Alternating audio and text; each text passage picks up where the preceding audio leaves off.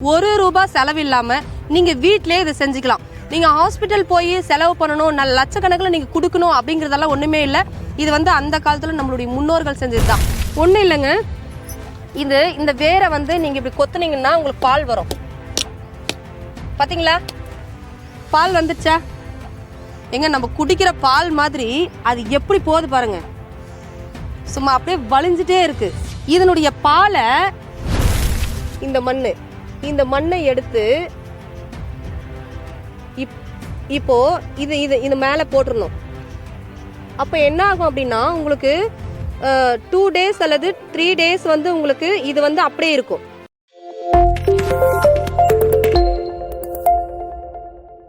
இயற்கையை மருந்து சேனலுடைய மேலும் பல பதிவுகளை தெரிந்து கொள்ள இந்த சேனலை சப்ஸ்கிரைப் செய்யவும், பெல் பட்டனை அழுத்தவும்.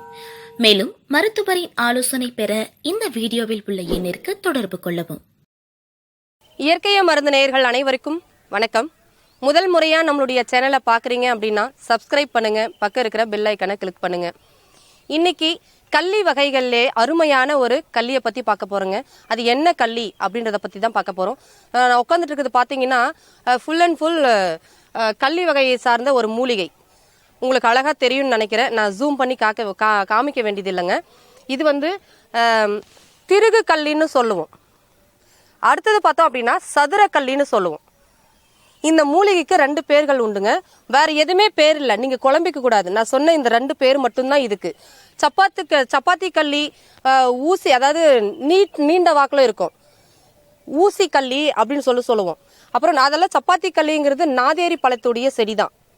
சரிங்களா? அடுத்தடுத்த பதிவில் உங்களுக்கு இந்த கள்ளி வகைகள்லே அருமையா நான் கண்டிப்பா உங்களுக்கு காமிக்க போறேன்.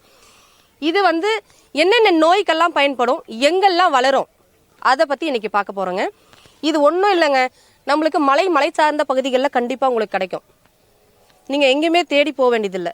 அடுத்தபடி பார்த்தோம் அப்படின்னா நம்மளுக்கு வறண்ட பகுதிகளில் இதுக்கு மழையே தேவையில்லைங்க, தண்ணியே தேவையில்லை. சரிங்களா? நம்ம எப்பயோ டைம் மழை பெய்யும்னா அதுக்கு மட்டும்தான் இது வளரும். நம்ம தண்ணி ஊற்றி வளர்க்க வேண்டிய அவசியமே இது கிடையவே கிடையாது. நான் பார்க்கறது பார்த்தீங்கன்னா ஃபுல் அண்ட் ஃபுல் ஒரு குட்டை மாதிரி இருக்கு, மலை பகுதியை சார்ந்த மாதிரி இருக்கு. அங்கதான் நான் இருக்கிறேன்.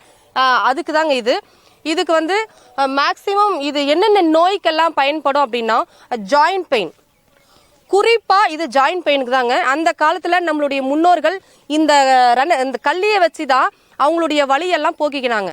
ஏங்க பகலெல்லாம் உழைக்குவாங்க, ரொம்ப கஷ்டப்படுவாங்க. ஆனா ஈவினிங் ஆனாலுமே இவங்க இதனுடைய பாலை போட்டுட்டு அதனுடைய வேருடைய மண்ணை அந்த இடத்துல பூசிக்குவாங்க. அடுத்த நாள் காலையில இருந்து வேலைக்கு போவாங்க. இது உண்மை. சரிங்களா? இத என்னென்ன நோய்க்கெல்லாம் அப்படின்னா ஜாயிண்ட் பெயின், L4 L5 பிரச்சனை, நம்மளுக்கு பின்னாடி இந்த இடுப்பு வலி வரும் பாத்தீங்களா, நிறைய லேடிஸ்க்கு அதிகமா வரும். ஏன்னா இன்றைய காலகட்டத்தில் லேடிஸ் நிறைய வேலை செய்வாங்க. அது மட்டும் இல்லைங்க, இப்போ கம்பெனிங்கெல்லாம் வேலைக்கு போறாங்கல்ல ஜென்ஸ், அவங்களாம் நிறைய பேர் நின்றுட்டே வேலை செய்வாங்க. ஒரு சிலர் எல்லாம் அந்த வீட்டு வேலையெல்லாம் செய்வாங்க பார்த்தீங்களா, மேஸ்திரின்னு சொல்லுவோம். ஸோ அவங்களாம் ரொம்ப பாவங்க. அவங்கெல்லாம் காலையில் ஆரம்பிச்சா ஈவினிங் வரையும் நின்றுட்டே வேலை செய்வாங்க. அவங்க மட்டும் இல்லாம டிரைவிங், லாரி டிரைவர் வேலை செய்யறாங்களே, வண்டி ஓட்டுறாங்க இல்லைங்களா, அவங்களாம் உட்காந்துட்டே வேலை செய்வாங்க. அவங்களுக்கெல்லாம் L4 L5 பிரச்சனை கண்டிப்பா இருக்கும்.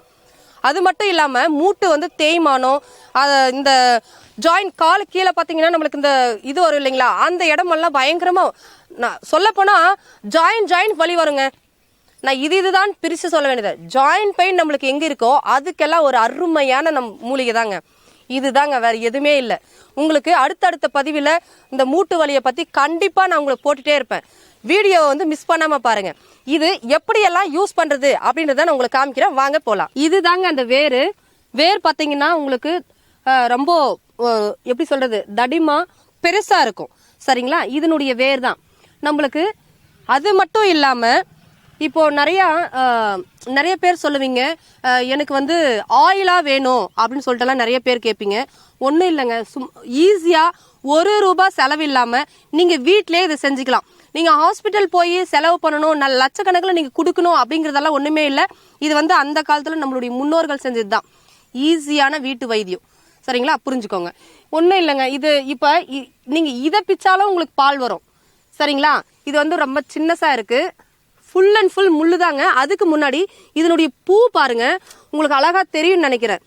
இதனுடைய பூ வந்து மூக்குத்தி மாதிரி அழகா இந்த கிளி இருக்குது இல்லைங்க, லவ் பேர்ட்ஸ் எல்லாம் இருக்குது இல்லைங்களா, அதனுடைய கலர்ல கிரீன் திக் கிரீன் இதுல உங்களுக்கு இந்த பூ இருக்கும். ரொம்ப அழகா இருக்கும். ஒன்றும் இல்லைங்க, இது உடைச்சிங்கன்னா உங்களுக்கு ஃபுல்லா பால் வரும். தெரியுதுங்களா? பால் ஃபுல்லா பால் தாங்க.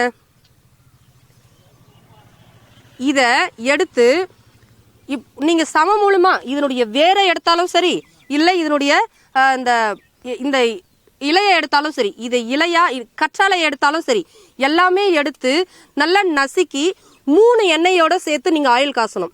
1 விளக்கெண்ணெய், அடுத்தது வேப்ப எண்ணெய், அடுத்தது எள்ளெண்ணெய்.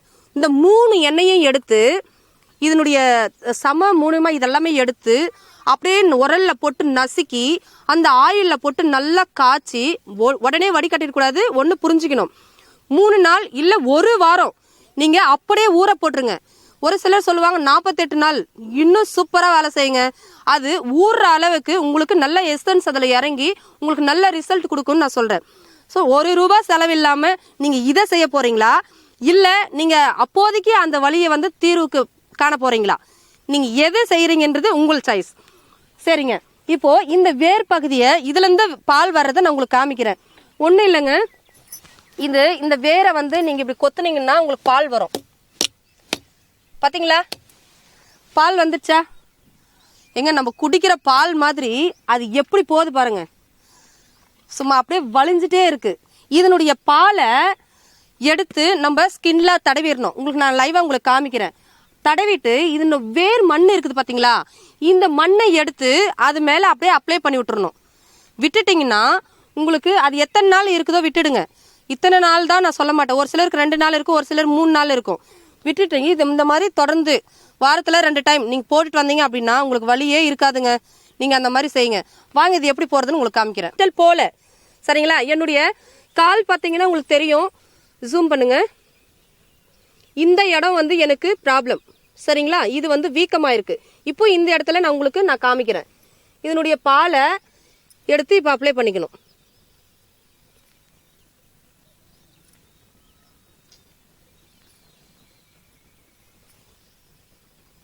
தெரியுதுங்களா? அப்படியே அந்த பச தன்மையை அப்படியே உங்களுக்கு ஸ்கின்ல வந்து அப்படியே ஒட்டிக்குங்க, போகாது. சரிங்களா? இது வந்து அப்படியே அப்ளை பண்ணி விட்டுட்டு ஒன்றும் இல்லைங்க, இதனுடைய மரத்துடைய மண், இந்த வேர் மண் இருக்குது பார்த்தீங்களா, இந்த மண்ணை எடுத்து இப்போ இது மேலே போட்டுடணும். அப்போ என்ன ஆகும் அப்படின்னா உங்களுக்கு 2 days அல்லது 3 days வந்து உங்களுக்கு இது வந்து அப்படியே இருக்கும். சரிங்களா? இது அப்படியே இருந்துச்சு அப்படின்னா தண்ணி படாமல் பார்த்துக்கோங்க. தண்ணி பட்டுச்சு அப்படின்னா அதனுடைய பவர் வந்து உங்களுக்கு போயிடும். சரிங்களா? அவ்வளோதாங்க. இந்த மாதிரி அப்ளை பண்ணி விட்டுட்டீங்க அப்படின்னா உங்களுக்கு வந்து எப்பவுமே வந்து அந்த வலி வந்து வராது. ஓகே ஃப்ரெண்ட்ஸ், இவ்வளோ நேரம் நீங்கள் லைவாக பார்த்துருப்பீங்கன்னு நினைக்கிறேன். ₹1 கூட செலவில்லாமல் நீங்களே வீட்டு வைத்தியமாக இதை நீங்கள் செஞ்சுக்குவீங்கன்னு நான் நம்புகிறேன். மீண்டும் அடுத்த ஒரு நல்ல பதிவோடு உங்களை சந்திக்கும் வரை உங்களிடமிருந்து விடைபெறுவது உங்கள் அன்பு சகோதரி. நன்றி, வணக்கம்.